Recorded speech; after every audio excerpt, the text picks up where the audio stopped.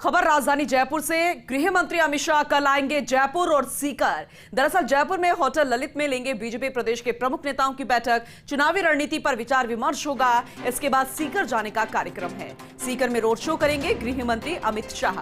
BJP उम्मीदवार सुमेधानंद सरस्वती के पक्ष में रोड शो किया जाएगा। कुल मिलाकर ये कहा जा सकता है कि अब जो दिग्गज है वो चुनावी बिगुल बजाते नजर आएंगे। ताकत पूरी झोंक रहे हैं क्योंकि प्रधानमंत्री नरेंद्र मोदी भी बहुत जल्द राजस्थान का दौरा करेंगे।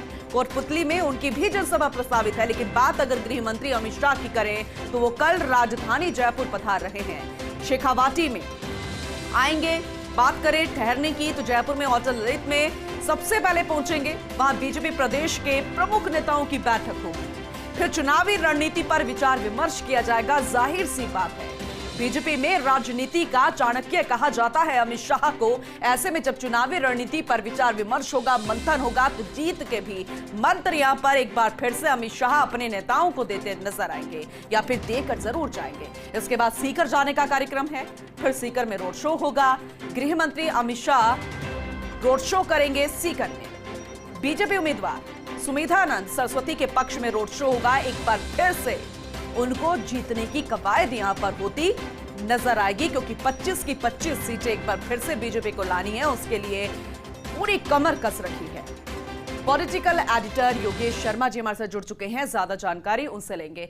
योगेश जी, इससे पहले भी आप विस्तार से चर्चा कर रहे थे, उसी बात को आगे दोहराएंगे क्योंकि आपने जिक्र किया था उन इलाकों का जिन पर सीधा नजर है प्रधानमंत्री नरेंद्र मोदी का भी, अमित शाह का भी, यानी सीधा बोल देते हैं बीजेपी के चाणक्य और सीधा हाईकमान। चाहे ढूंढाड़ की बात करें, मारवाड़ की बात करें, शेखावाटी की बात करें, यहीं से सीधा मैसेज। आगे विस्तार से जानकारी दीजिएगा। देखिए, आपको ध्यान ही है कि सीकर, चूरू, झुंझुनू, तो ये तीनों जो शेखावाटी के प्रमुख लोकसभा की सीटें हैं जी, इन तीनों ही सीटों पर भारतीय जनता पार्टी का ये मानना है थिंक टैंक का कि यहाँ उस तरह के प्रचार की आवश्यकता है जिससे वहां पर भारतीय जनता पार्टी को तात्कालिक चुनावी लाभ मिले। अमित शाह का रोड शो का मकसद है। आपको ध्यान ही है कि सीकर की लोकसभा की जो सीट है, वहाँ की जो विधानसभा की सीटें हैं, सर्वाधिक सीटें कांग्रेस पार्टी के पास हैं। दूसरी सबसे बड़ी बात कि कांग्रेस ने वहाँ अलायंस किया है। राजस्थान में 2 सीटों पर अब तक कांग्रेस अलायंस किया है, जहाँ पर सीकर और नागौर। सीकर में कॉमरेड अमरा राम सीपीएम के उम्मीदवार है, उनके पक्ष में कांग्रेस ने सीट छोड़ी है।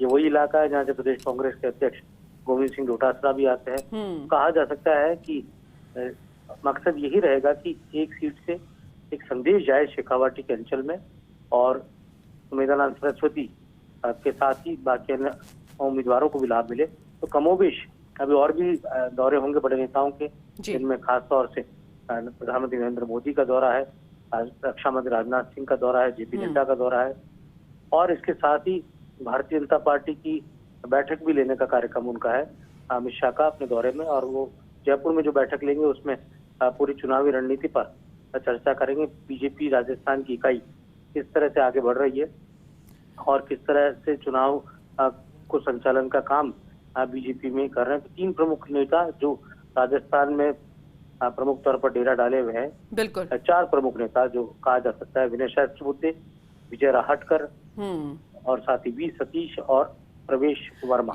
योगेश जी, इन सह प्रभारियों का और जो आप प्रमुख नाम ले रहे हैं, इनका कितना फायदा होगा? उनकी रिपोर्ट किस तरीके की होगी? फीडबैक कैसा होगा? दूसरी तरफ बीजेपी कुछ भी ऐसे नहीं करती है, चाहे क्लस्टर्स की बात करें या फिर पहले अगर हम चुनावों की बात करें, चाहे विधानसभा या लोकसभा की, पन्ना प्रमुखों की बेहद फायदा मिलता नजर आता है। लेकिन इस बार की स्ट्रैटेजी किस तरीके की है? क्योंकि चुनौती है इस बार।